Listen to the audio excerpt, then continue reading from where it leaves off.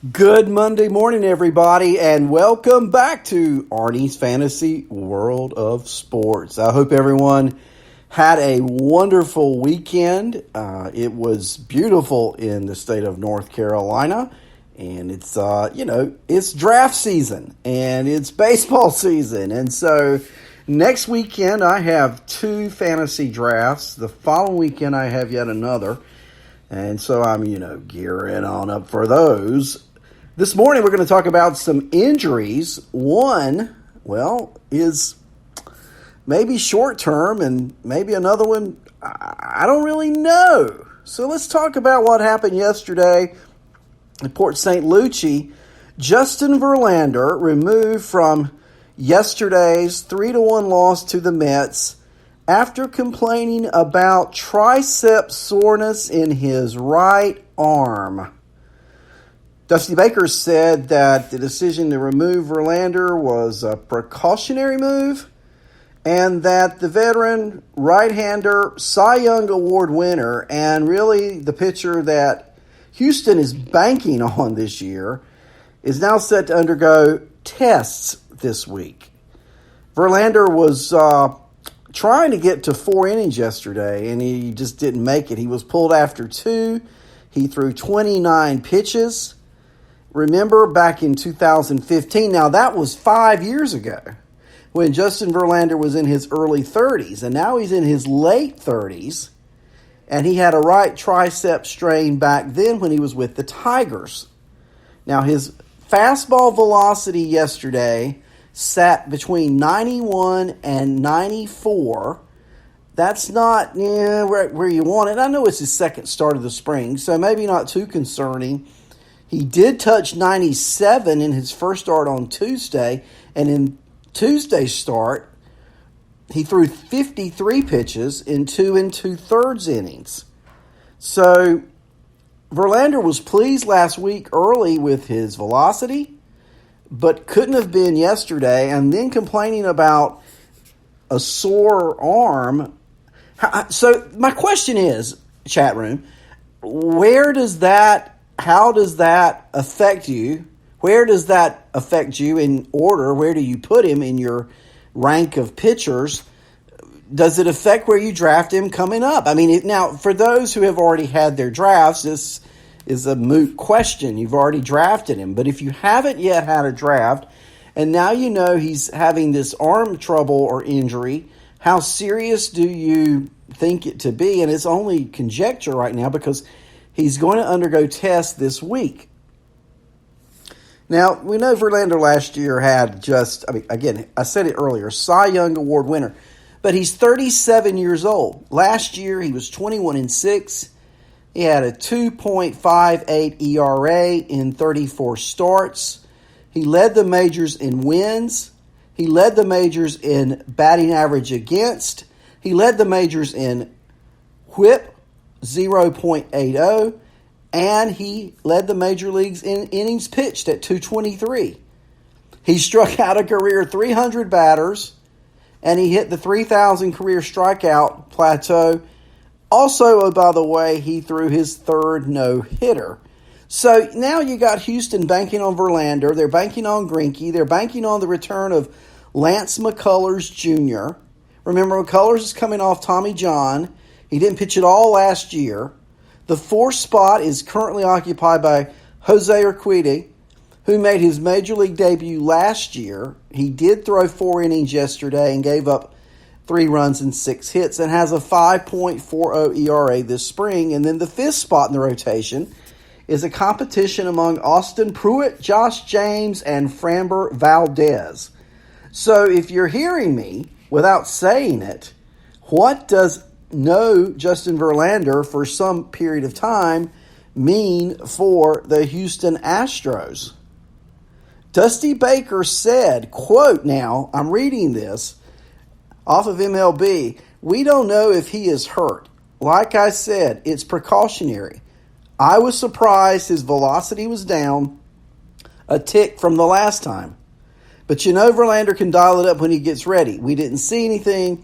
I was just surprised when he was told that Verlander had to come out, when I was told Verlander had to come out of the game," end of quote. So how serious is the injury? I think it's something that you got to concern yourself with, particularly if you're in drafts. And, it's not – it'd be one thing if we had seen what happened to Willie Calhoun, which you can already talk about yesterday. But when you see what Verlander, you don't see anything. You just know he was not feeling well, came out of the game, and now they're going to have tests. I know one thing. He's not in my top 5 of pitchers I would draft right now. So let's keep our eye on the tests, see what they produce. Rangers playing the Dodgers yesterday afternoon. Willie Calhoun was hit in the mouth. And I don't know if you've seen it, but if you haven't seen it, you need to look at it. Hit in the mouth by a 95-mile-per-hour fastball from Julio Urias in the Rangers game against the Dodgers on Sunday. He's expected to undergo evaluation on Monday. He was batting in the bottom of the first. He went down, immediately stayed on the ground for about 10 minutes. He was bleeding inside of his mouth. Now, how many of you have ever broken your jaw? I have. I broke my jaw. It's a crazy story. I wasn't hitting the mouth with a baseball. I was getting a physical, about 7-8 years ago. And I started feeling queasy at the doctor's office and basically fell on my face, broke my jaw. And so I was wired shut for 4 weeks. And during that time, I could only eat what could go through a straw and go through the back of my mouth, which was like milkshakes. And let me tell you, you can't drink enough milkshake and stay at your current weight. You're going to lose weight. You're going to lose some strength. And you can't play baseball with your mouth wired shut. So Calhoun, I don't know if I've seen anything. I was reading this morning before coming on the air that he was placed in the, well, I know he's placed in the equipment, driven off to St. Joe's in Phoenix for treatment. That's all I know right now. I do know, having broken my jaw, that you are going to be out for probably a month. So that's going to put Calhoun on the IL with the regular season now beginning in 3 weeks. And what it does is it probably shifts their players around. You're going to probably see Nick Solak in left field, Danny Santana in center, and poor Calhoun. I mean, he came up in the Dodger organization. He was a teammate of Julio Urias in 2017 in AAA Oklahoma City. And you could tell by watching the game, that was one that got away. Urias was upset after hitting him. Dave Roberts had to go out to the mound to calm his starting pitcher down. So, I'll go a step further. In the bottom of the second inning, Rougned Odor was on base when Greg Bird flied out to center in the inning, and Urias, as he walked off the field, he asked Odor how Calhoun was doing and if he could get his phone number. And Odor gave it to him. And that's what I call sportsmanship. So this morning, let's reach out. Say a prayer, if you will. Think a good thought for Willie Calhoun, and let's hope that this injury is not something that will derail his season, although it will derail the start of his season, as we're getting ready in 3 weeks to have some baseball that really counts. Now, there's the issue with Trey Mancini in Baltimore, and it's one of those situations where we're not really sure what's going on with Mancini. They said it's a non-baseball medical procedure. And I do know from reading articles that Mancini, he's only had 12 at-bats this spring. He's been battling what they are calling flu-like symptoms much of the spring. No one seems to know or comment on exactly what's going on with Mancini at the present time. But teammates seem a little bit serious about the situation. Alex Cobb said, I'm quoting, he just loves everybody, whether it's a random fan in the stands or clubhouse staff or the guy hitting behind him. He's got the same relationship with everybody, end of quote. Cobb went on to say, quoting again, he treats everybody so well. So to see him have to go through what he's going through, it's heartbreaking. But it gives us all an opportunity to show how much we love him and to rally around him and be there for him during this. End of quote.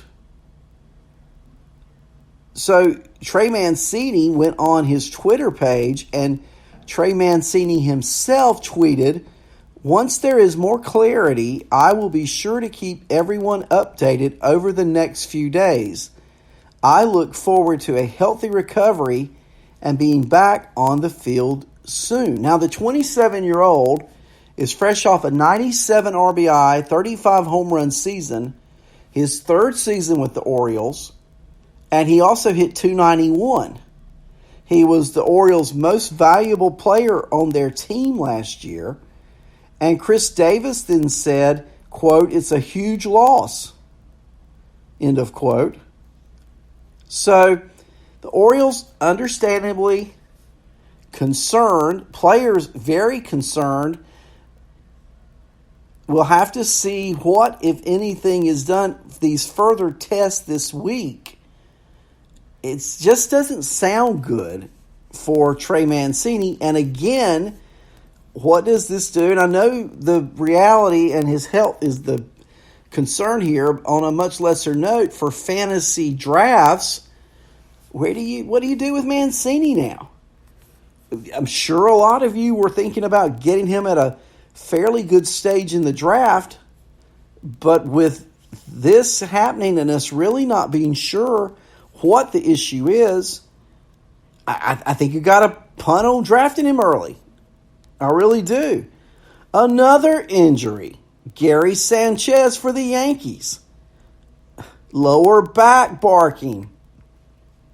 So Sanchez did not hit in the cages or on the field on Saturday or Sunday due to his lower back problems. The Yankees have not sent him for an MRI, but he is not listed on the travel roster for Monday's Grapefruit League exhibition against the Phillies in Clearwater, so it looks like he'll miss at least his third straight game. Sanchez said it's been a little tight, and then he said that they're treating it. He caught 2 games back-to-back last week, and the Yankees are pinning it on that. But I don't know. I mean, it's kind of early to start having back problems that keeps you out of 3 games. You know, it's like it comes in bunches, right? He's batted 17 times this spring. He only has an infield single. Now, he attributes that to lack of timing rather than a back issue. But you got to wonder, with him 1 for 17 and hitting a robust .059, does the injury precede the batting average? And does one then cause the other? It's just interesting to see what happens in the next few days. Look, if you look at the calendar, it's like March the 9th, right? And opening day is 17 days away. So we're 2.5 weeks away from opening day. And these injuries just seem to be coming in bunches. Now, let's talk about some good news, shall we? So the Angels yesterday, they announced that Andrew Heaney will be rewarded with his first career opening day start. That will come, is this a reward?